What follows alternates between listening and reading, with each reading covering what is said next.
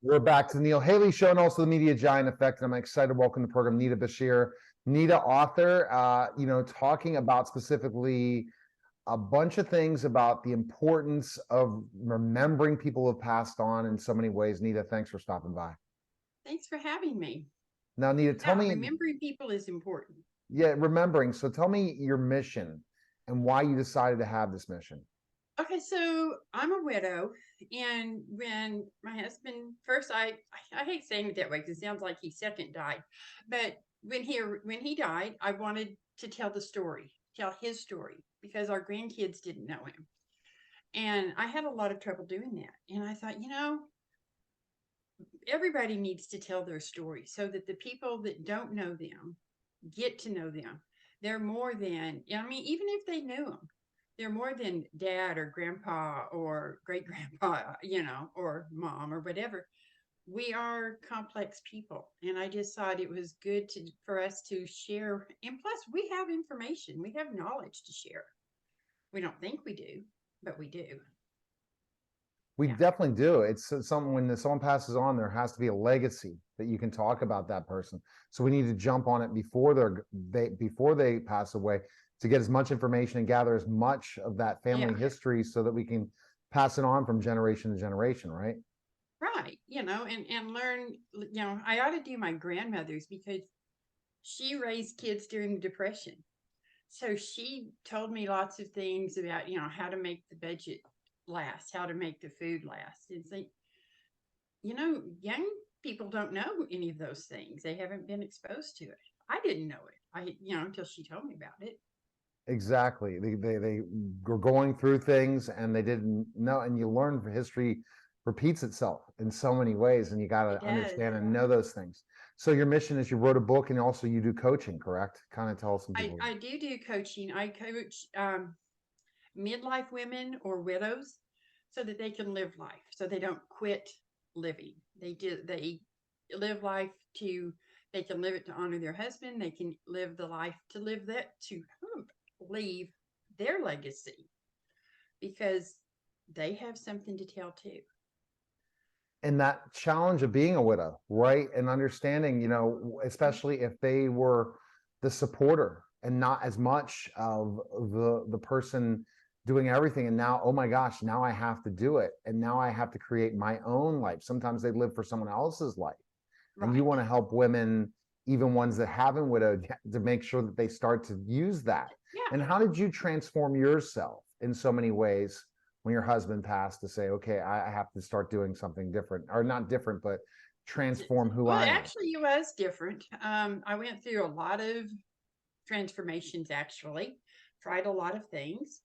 I tried to keep doing what we had been doing, which I couldn't do. It wasn't me. I mean, I could have done it, but it wasn't something that would have satisfied me.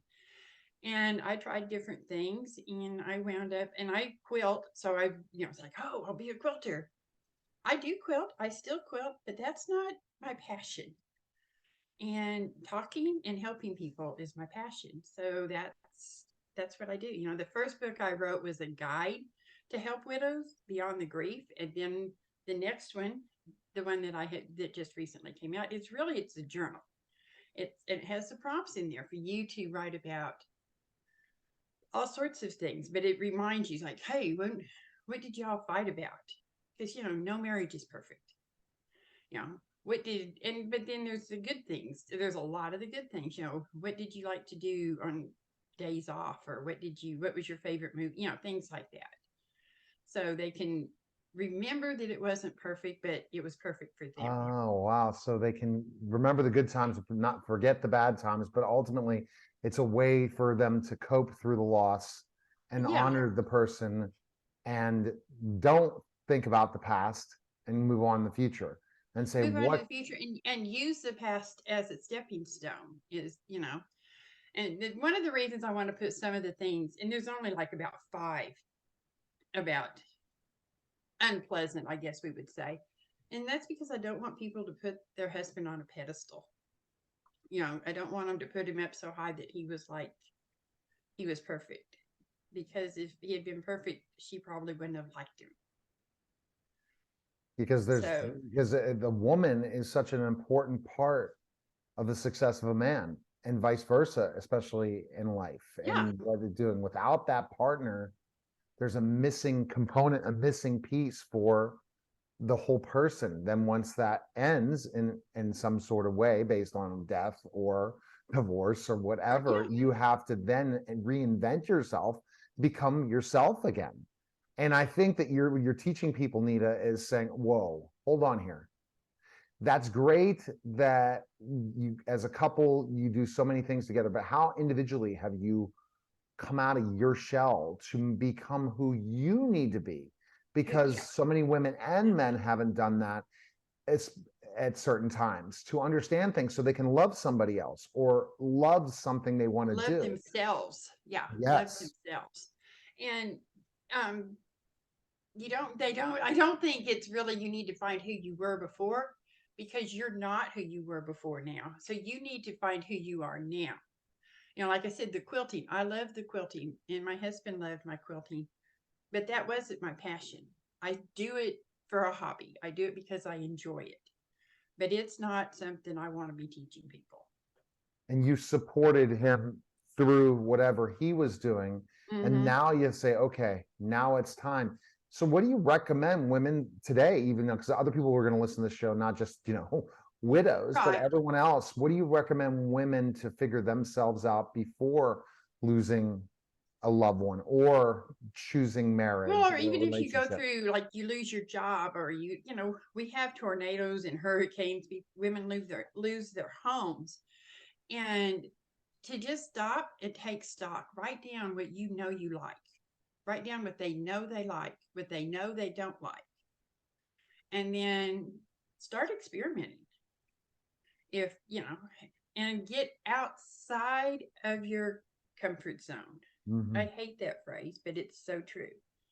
Like, walk outside your house. If you normally go one direction, try going the other direction. I I live love. between two I call them big towns, they're really small, but I live between the two of them. And I typically go to one, but sometimes I will go, you need to shake it up. Let's go to the other one. Right. They've got the same stores, they've got roads, they have everything.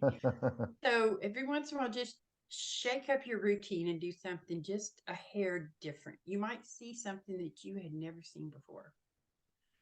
And that self-development is something that I think so many people in this country are missing, develop themselves, to Yeah, become themselves. We always become part of somebody else too. And we forget to develop ourselves and to really figure out who we are as individuals. And I think it's the challenge of why there's coaches like you out there, Nita, is that everyone needs a coach.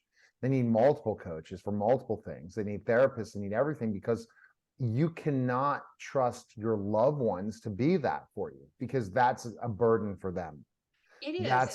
That's and they're going to take it personally at times. It's going to lead to arguments, going to lead to fighting. And if you have other people in your life that are here to serve you, to be part, to develop that journey, that's what power of coaching is. Develop that journey. That's the power of a therapist. That's the power of having people in your life that are primarily focused on yourself, not everyone else around you. Yeah, and, Because and help you see. You know, I was listening to another coach the other day, and he was talking about the 7 levels of why. Why do you want to do that? Well, why do and you just keep going down until you figure out, oh, I want it. I mean, even something so simple like painting your living room. yeah, Why do you not want it white? Because I like color. Well, why do you like color? And I get down to, it's like, okay, that's why. And I'm still I'm not going to paint. That's too much work. But I'm going to put a lot of color in my living room. Oh, if there's people who don't want color in their living room, they like the neutral look. Why? why have we forgotten about self? That's the last question I have for this interview. Because again, I get therapy interviewing so many people, 9,000 plus people I've interviewed. I learned so many things, but this is a question to ask you, because you've gone through that journey of losing a loved one that's so important to you. why do we forget about self? And why don't we develop ourselves more? Why are we afraid to think about ourselves? I think one of the things we're afraid to think about ourselves because we're afraid if we focus on us, we will forget about them. And we so seriously don't want to forget about them. But we have to remember we have lost people all through our lives. I mean, as a child, people have moved away from you that you probably still remember.